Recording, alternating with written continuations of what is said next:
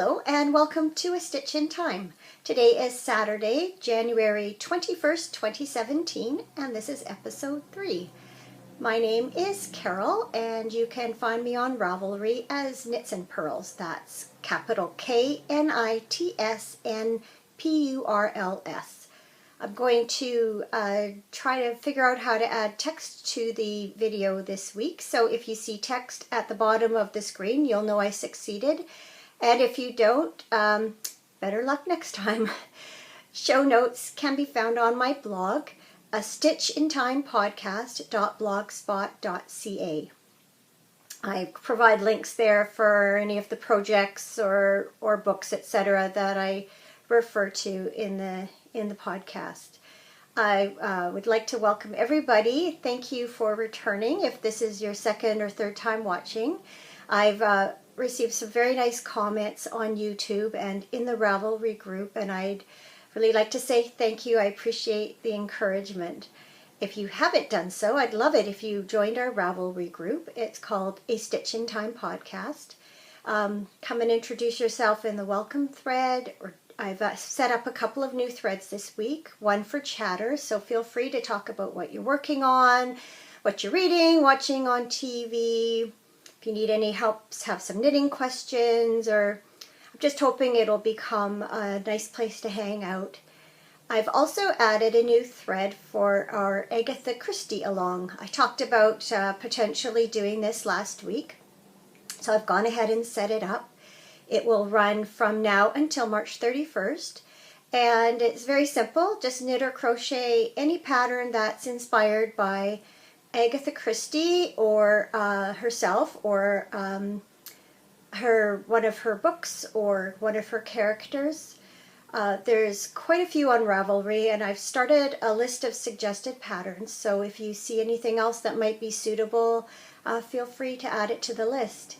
Be a very casual knit along. Let's just share pictures of what we're knitting on, and maybe we can get to know each other a little bit better that way too.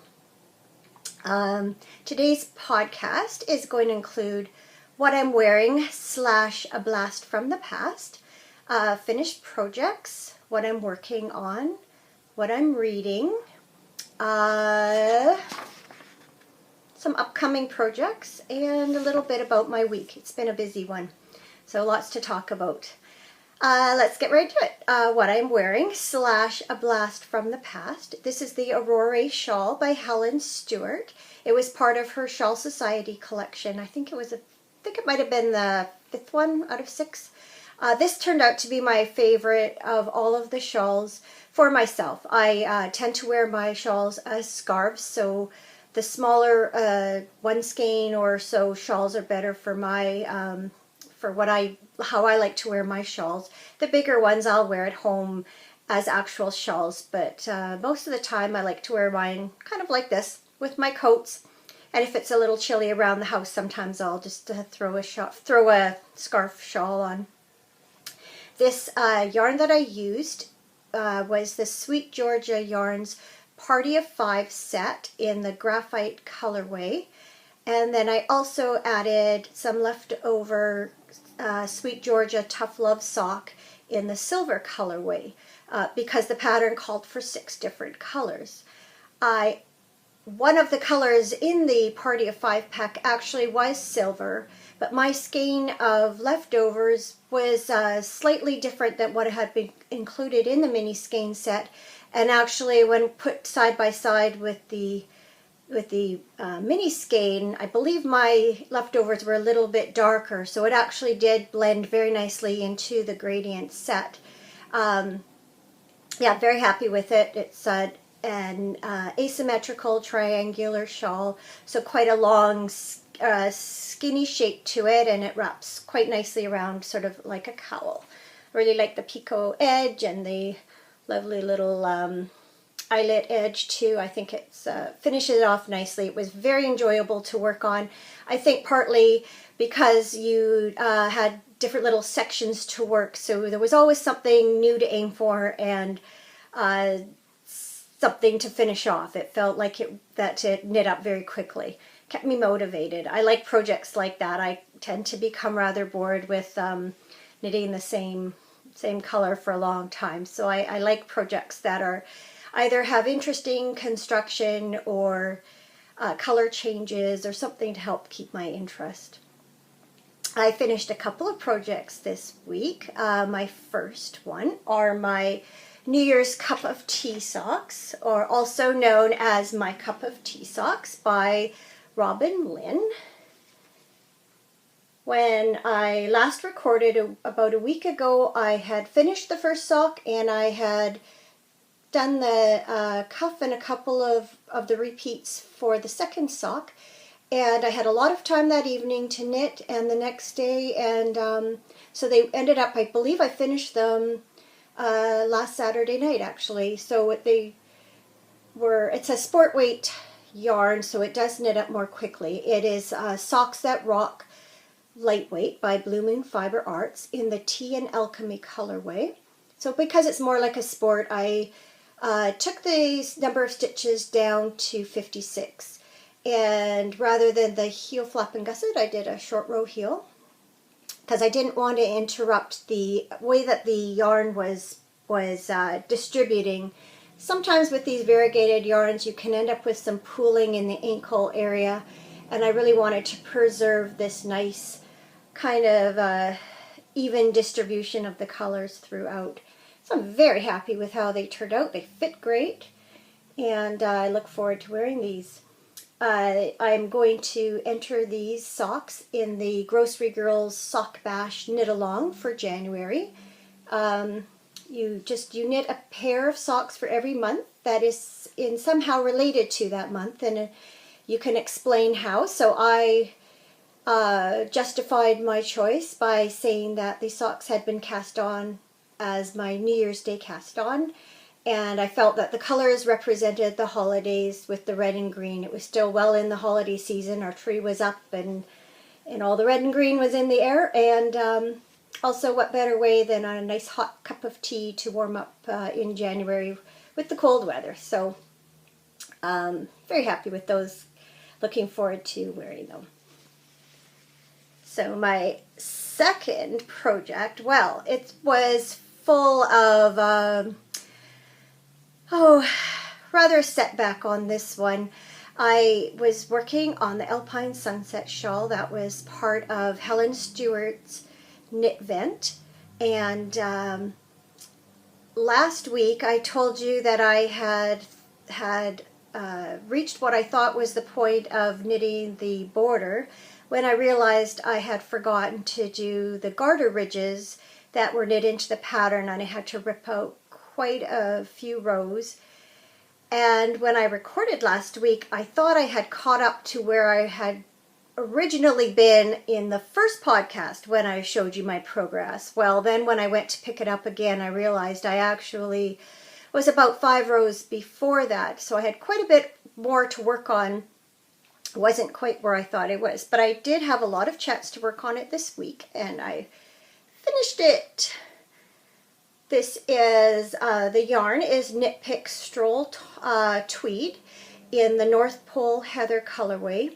The screen never seems to quite capture it, at least it doesn't for how I see it on my screen. It's like almost like a light aqua blue. To me it was very icy looking, and I love the little beige and brown flecks in it. As you can see, it now has garter ridges where it's supposed to, and then you do a picot bind off, and I just love how it looks with the picot bind off. These little points remind me of snowflakes, so I think all in all this is a very wintry looking shawl and lives up to its name very well. So I look forward to wearing that too.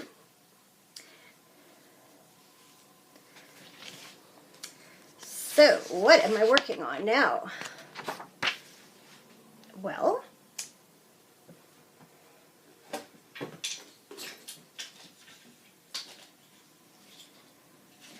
I've continued my Regia, Arnie, and Carlos socks. I cast these on New Year's Day also.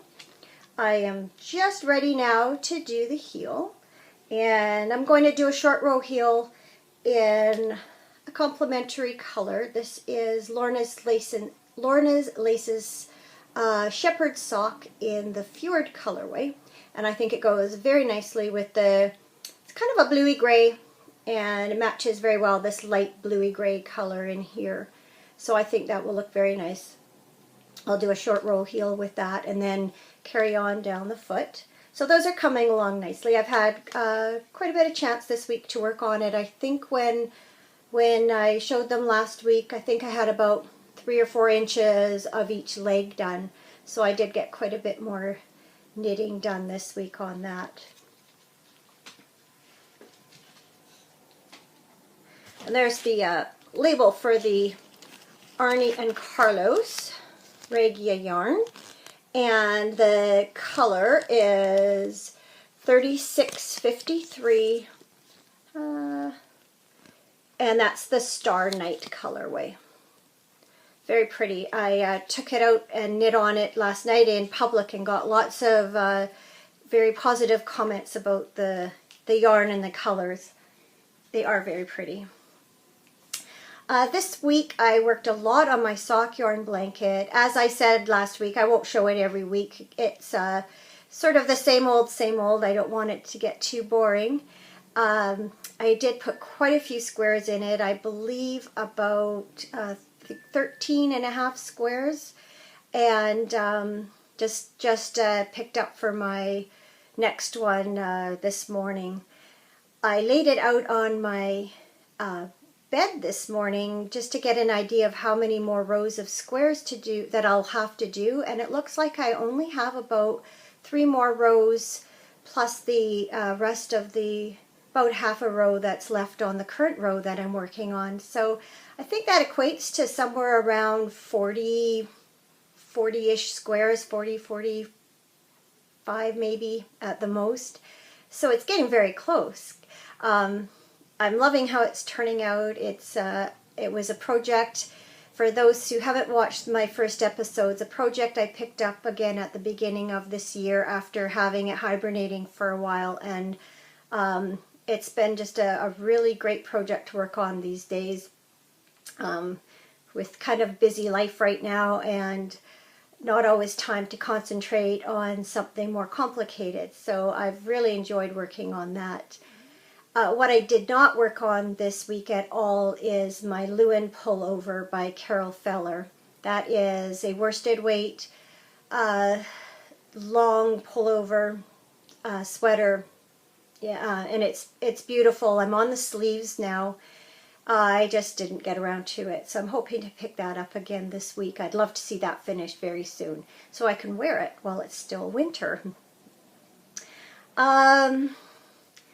So what's coming up? Well, I've had a lot of fun the last couple days doing some stash diving, hence the name of this podcast episode.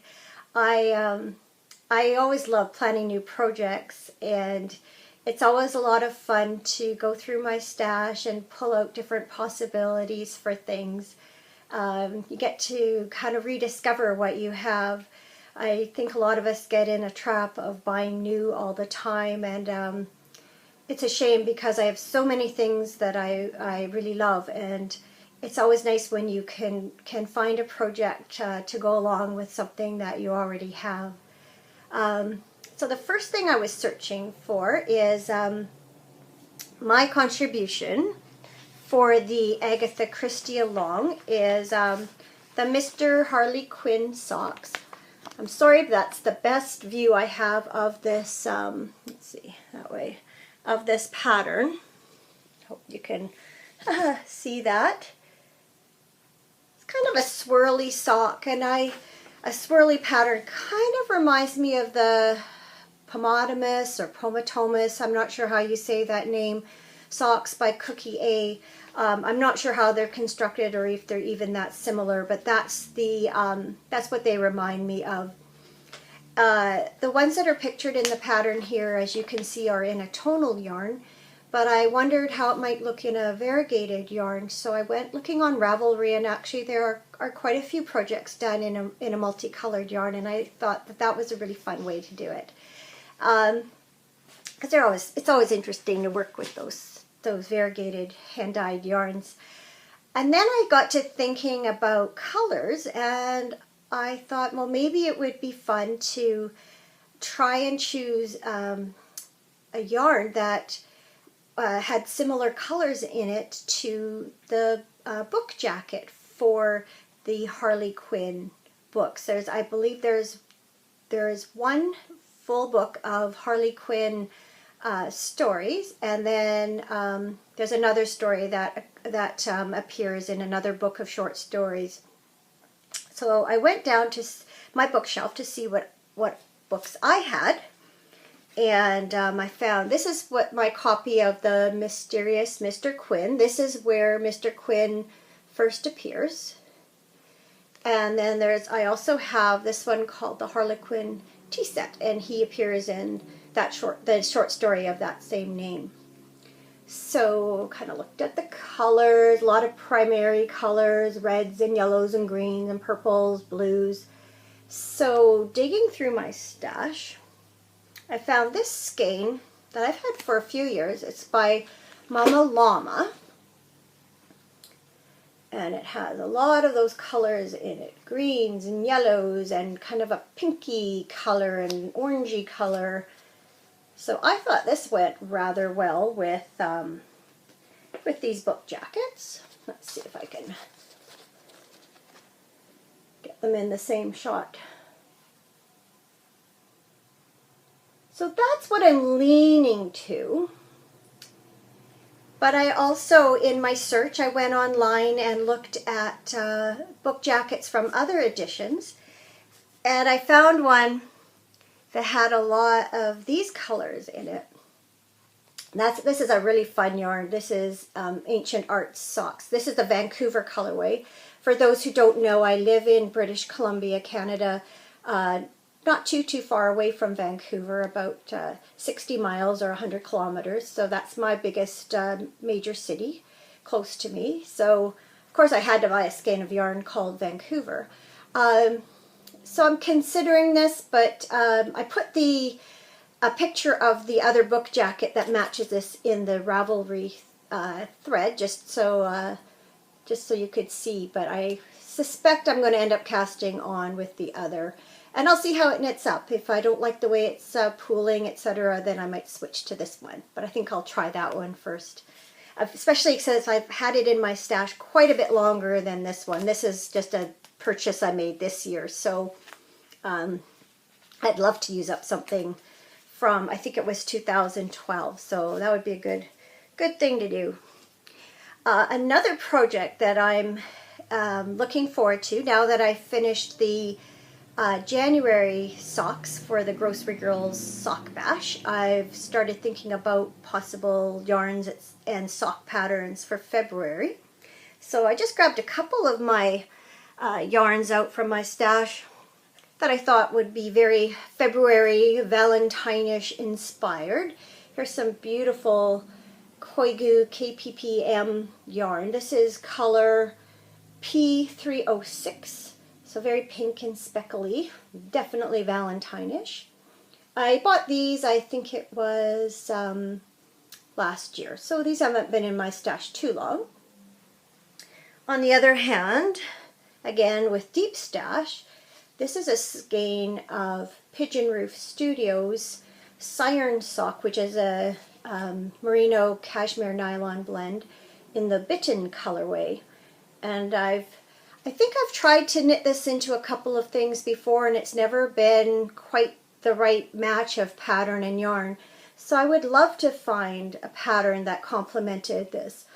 It may even end up being just a pair of plain stockinette, but my aim for this sock bash is to actually, I'd like to find a pattern or a sock pattern that actually has a stitch pattern in it, just to make it more interesting and more of a challenge than just knocking out a pair of stockinette socks in a month, because I do that anyway as a rule. So yeah, really looking forward to, that's a little bit, well, that blows it out a little bit, but that's a fairly good representation.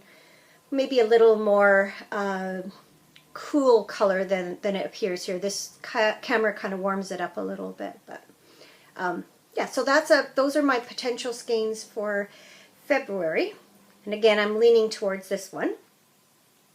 Now, something really fun is Helen Stewart announced a mystery shawl knit along that's beginning in February. The pattern itself goes on sale on Monday, January 23rd. And then the first clue is going to be released on Thursday, February 2nd. And there will be 5 weeks worth of clues for this mystery shawl. Now, she did send a sneak peek of the yarns that she used for the shawl, and they were in a gradient set of blues and purples and speckly yarn. The name of the shawl is the Snow Melt Shawl, so that's what inspired those colors, no doubt, the blues and purples. Very wintry looking. So I went into my stash to look for some possible candidates for mine. So pardon me, I'm going to go out screen for a bit, but I'll show you a few of my choices. This is one of them. This is some Knit Picks Hawthorn fingering. Whoops, let's get that in the shot. It's like an off-white, almost a pale gray background. See, it looks very whitish on this screen, but it's actually grayer than that, with little specks of turquoise and gray and this pinky purple in here. So I thought that it would either blend very well into this skein. This is some Super Sock Silk by Cherry Tree. Whoops, there we go. Cherry Tree Hill. I've had this for a long time. The colorway is Copper Canyon. It's 80% merino and 20 mulberry silk. So I thought that these two colors blended very well, with the big bits of pink in here and the blue and gray purpley in here. And then I thought this turquoise tied them together.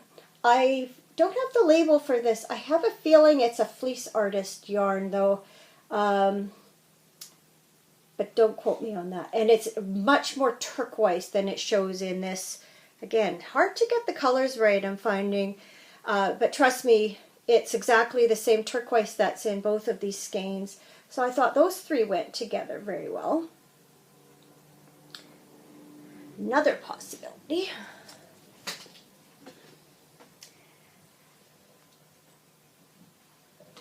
These I actually pulled out so that you could really see how the colors looked side by side.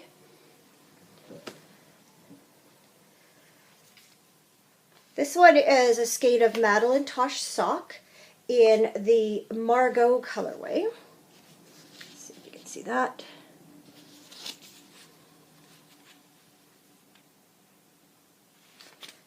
And believe it or not, these are both Malabrigo sock in the Abril, I believe. Yes, Abril colorway, that's 853, and yet look how different the two skeins are. They're so different that I bought the same yarn twice and didn't even realize I was doing it. So I thought the three of these together had a very nice gradient look to them.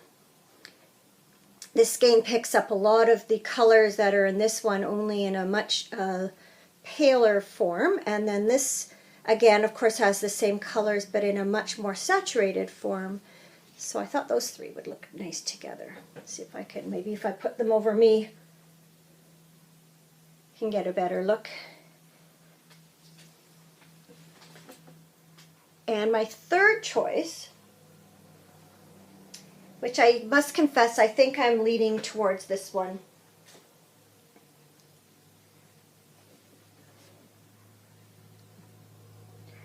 is this combination. This is Hazelnut's Artisan, no, it's not Artisan Sock. This one is Entice, which is an MCN base. Actually, all of these are merino cashmere nylon base, and that's partly why I like them together, because they're the same, very similar yarns. This is in the Cirrus colorway, and that was actually a naughty skein. I actually have a little length that was added onto here, so this is not the full amount that's listed on the label, but I do have just a little extra skein of this left over, which actually would be perfect for my sock yarn blanket.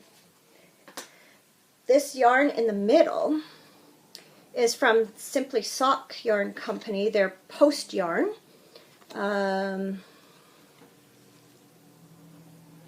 And it's called Pont Neuf Cache Sock.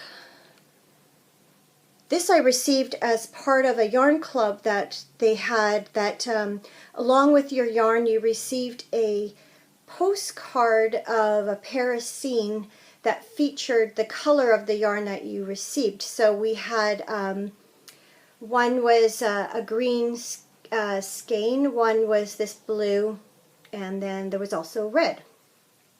And I loved the postcard so much that we received from that set that I bought a number of other sets of the postcards in different colors and framed them and put them up on my bathroom wall. And then I bought towels in all of those same colors to accent the bathroom.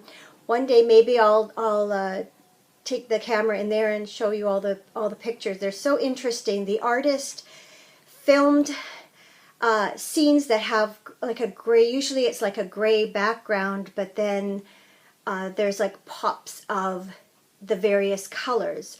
And then she also put these pictures together in a book. I think it's called Colors, or Paris in Color, I think it's called. I didn't really plan to talk about it, or I would have brought the book in and given you a look. So I'll try to remember maybe to do that next week. But it's a very cool book, just more or less just a picture book, and like a coffee table book. But the pictures are very interesting, and I really like how they look all framed up in black frames with white mats. They really set them off. Anyway, that's neither here nor there. The third color in this possibility is from String Theory Caper Sock, and this is the Laguna colorway. So when I think about melting snow and winter, I just think these colors really capture it. So this is the one I'm leaning toward, but we'll see. Again, once the first clue is released, I'll have a better idea of how the colors might go together or how they play. So, but yeah, beautiful. It's one of my favorite things is planning projects, going through the yarn, and there's so many possibilities. Excuse me while I just take a sip of tea. It's getting cold. It's just David's Tea Orange Pico. It's my usual afternoon cup. What I'm reading this week, for those who are just tuning in, I am currently working my way through my collection of Agatha Christie books in order of publication. And last week I was reading The Big Four, nearing the end, and I did finish it this week. And this week I began The Mystery of the Blue Train. The description is: a man with a mask, rubies too fabulous to wear, an unhappy couple each having an affair.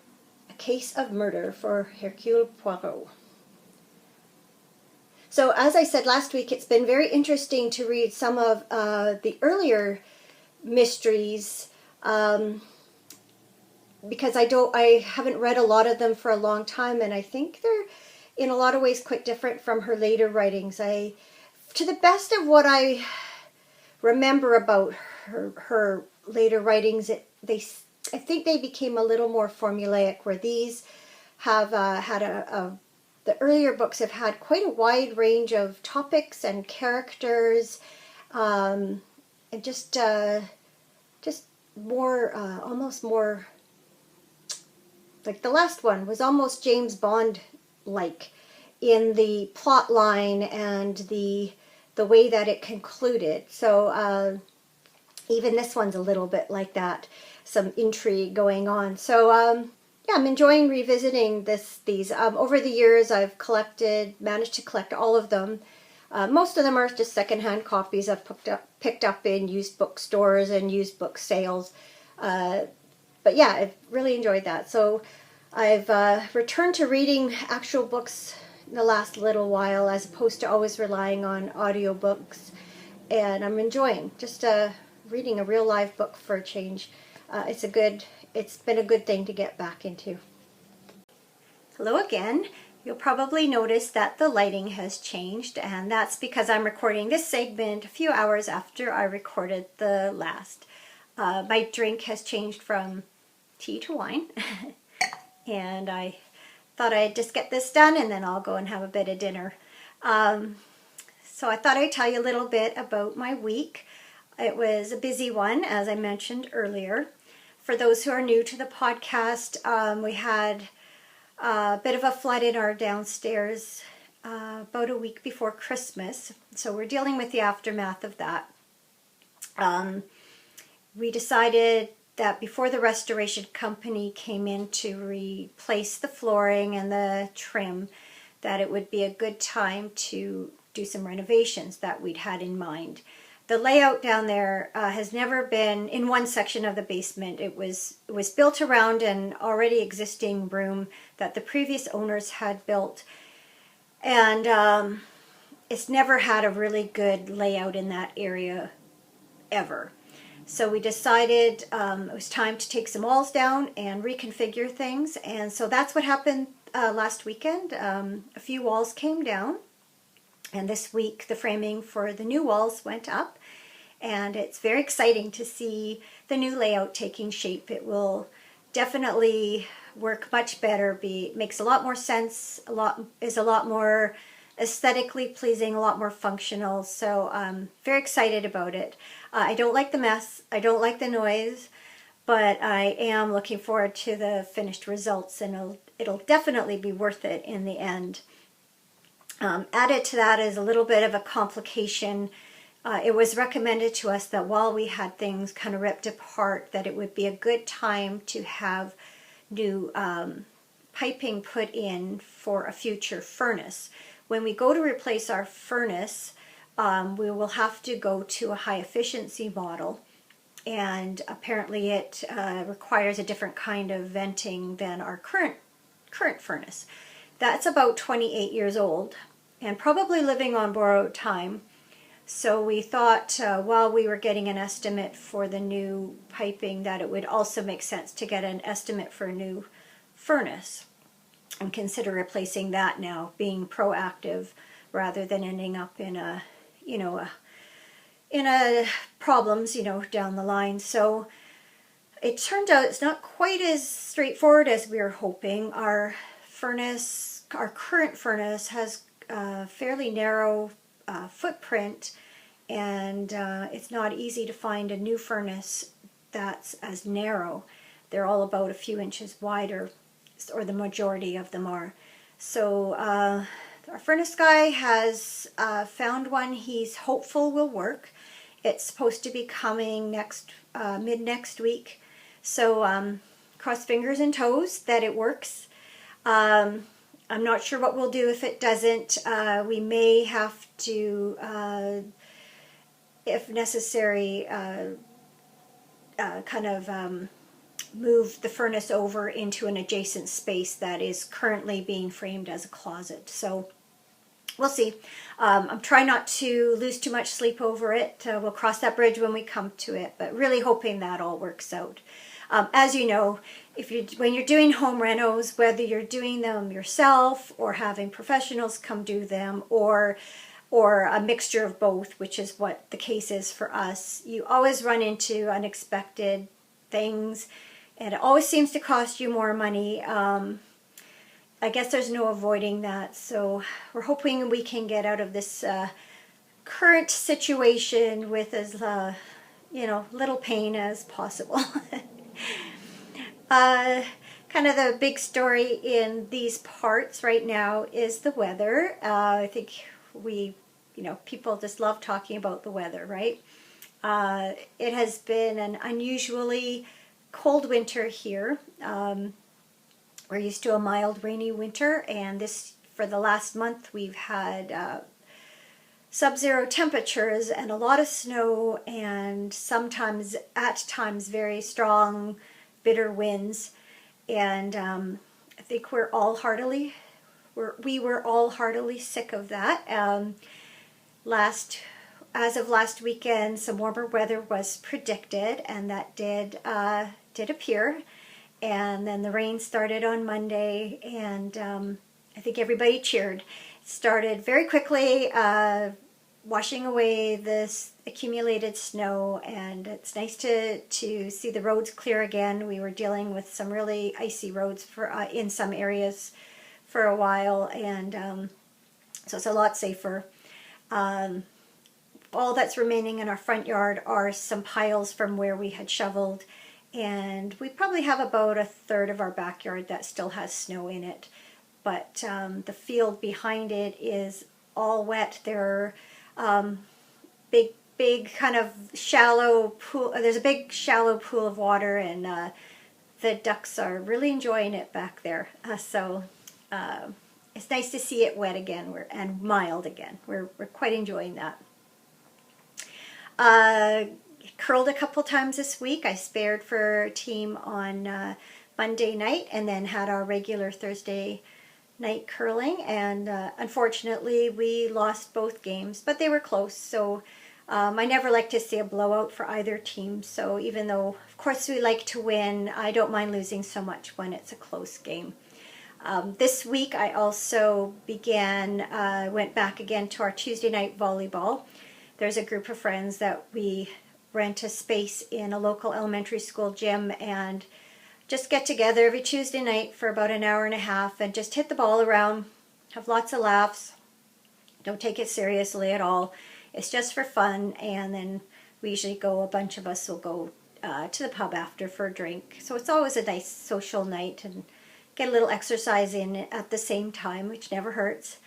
Of course, this time of year, a lot of us are turning our thoughts to health and fitness, making New Year's resolutions, etc. I don't generally make New Year's resolutions, but I do always try and be conscious of health and fitness. Like anyone, sometimes I do better than others. Sometimes I go months without working out, and other times I'm really, really loyal to it. Pardon me. So I have been following a program called Classical Stretch for a number of years now, and they were having a 30-day health challenge, which started on Monday. So I decided that was a good motivation to get back to a fitness routine. And so I'm 6 for 6. Today's Saturday. I've done my 6 workouts for the week. They're not very long. They're about 23 to 30 minutes long as a rule. It's a program called Classical Stretch, or it's also called Eccentrics. It was first developed by a woman named Miranda Esmond. She's a former ballerina and developed this program for herself, which involves aspects of ballet, yoga, tai chi, Pilates, physiotherapy, exercises. She developed it as a way to deal with her own pain, and then began helping others, spreading the good word.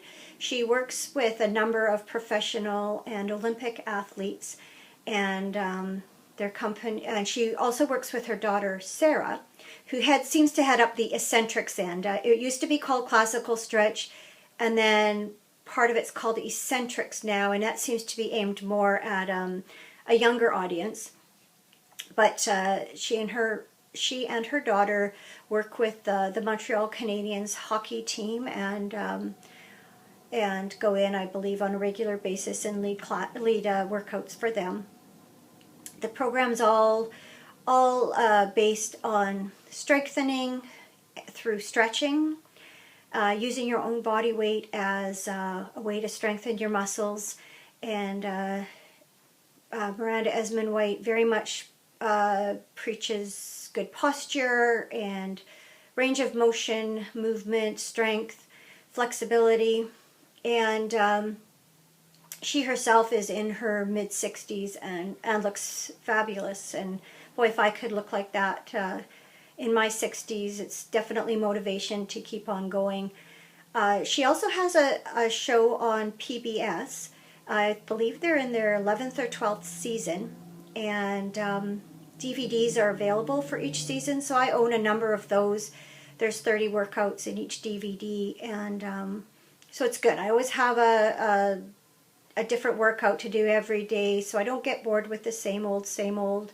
And she's very motivating and encouraging, and something I hope to do for a long time. I always have good intentions of working out every day, and then, other things seem to get in the way, or, oh, let me just knit instead, or what it's like, where I think most of us have a hard time sticking to all the things that are really good for us. But, and I know this 30-day challenge is definitely going to be challenging, because I'm going to have to work around other people's schedules. I'm doing some babysitting in the next couple of weeks, and I have people coming in to do work here. We're going away next weekend, so I'm just going to have to really work at sticking to it. And if it means getting up a little earlier to get it in, even though early morning workouts are not my thing, I'm just going to do it for the, just try and stick with it. So wish me luck. This weekend, my husband's curling team is taking part in a bonspiel in a town about a half an hour from where we live. And since we're going to have a game Saturday night, they decided to stay over. So I actually have the house to myself till sometime tomorrow afternoon, and I must say I'm loving it. It's been a noisy week. And it's hard having someone else in your house, even if they're downstairs and doing work. It upsets my routine, and I can't always concentrate on certain projects and things. So I'm quite enjoying this solitude and quiet time. And as much as I'll be happy to see my husband come back tomorrow, I am enjoying my time alone. We went up, the wives went up with the guys last evening, to see them curl. And it was really cool, because I had taken my Arnie and Carlos socks to work on, and a woman came and sat down next to me. Her husband was curling on the sheet next to my husband's team. And the first thing she said was, "Oh, I should have brought my knitting."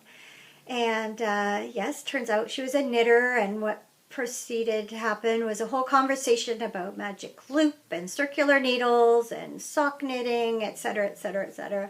So that was really cool. I don't knit out in public that often, not because I'm embarrassed or anything. I just don't have a lot of opportunities. And if I do, I'm usually the only one knitting. So it's always nice to talk to a fellow knitter and somebody who really gets it. So that was an unexpected pleasure, for sure. So there will not be a podcast next week. It is my mom's 80th birthday next Sunday, and so my husband and I and one of my sisters and her husband, we're driving up. My mom lives about 3.5 hours away by car, so we're going to drive up and go spend the weekend with her, take her out for dinner. And I'm babysitting a couple days before that, and then I'm babysitting for my daughter, she's working for a coworker, filling in for a coworker during the next couple weeks. So I'm going to be babysitting most of the following week. And then add to that just having workers in and out, etc. I don't anticipate having a chance to record either this coming week or the following one. But I'm hoping by the weekend, Saturday or Sunday, getting a chance to sit down and chat again. And by then I should have some more finished projects and definitely have some new things on the needles. So probably won't hurt to have a bit of a gap, and then I'll have some things to talk about. So I think that's it for now. Have a fabulous couple of weeks. Happy knitting to you. And again, if you are interested in seeing show notes, you can go to astitchintimepodcast.blogspot.ca, or I'd love it if you came and checked out our Ravelry group, A Stitch in Time Podcast, and joined in the conversation there. Thank you for those who have subscribed to the podcast, and if you'd like to get notifications of when a new episode is up, by all means hit the subscribe button. I do that for most of the podcasts that I like to watch, and it makes it a lot easier to find them when a new episode is uploaded. So anyway, until then, happy knitting, and I'll talk to you soon.